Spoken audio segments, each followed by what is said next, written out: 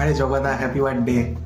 আরে thank you. সানগ্লাসটা নতুন মনে হচ্ছে। হ্যাঁ, এই আমেরিকা থেকে মামা পাঠিয়েছে। আসলে তো ধর্মতলা থেকে 100 টাকায় কিনেছি। এদেরকে যা বলবো তাই বিশ্বাস করে নেবে। হাতে ওটা কি? গিফট মনে হচ্ছে। হ্যাঁ, শুধু তোমার জন্য। আরে এসবের আবার কি দরকার ছিল? ঠিক আছে, যখন ভালোবেসে এনেইছিস দে। না না, ওটি হচ্ছে না। এবারে আগে তুমি ট্রিট দেবে, তারপরে গিফট দেবো। তুমি প্রত্যেকবার পরে খাইয়ে দেবো বলে আর এগিয়ে যাও। এবারে আর ওটি হচ্ছে না। এই তো নিম্ন মনের কথা বলে ফেললি।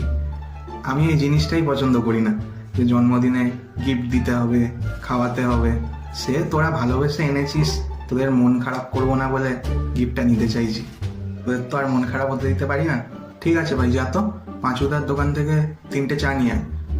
আজকে দুটোকে 3টে করতে হবে না, 3টে গোটাই নিয়ে আসবি। আর কি খাবি সঙ্গে? 3টে বিস্কুট বলি। হ্যাঁ, জন্মদিনে শুধু চা আর বিস্কুট?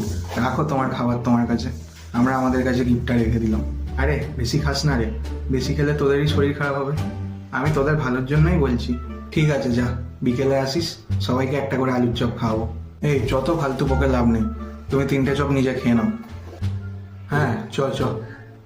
আরে কি হলো, চলে যাচ্ছিস কেন? গিফটটা দিয়ে যা। ঠিক আছে, আলুর চপের সাথে একটা করে বেগুনিও খাওয়াবো।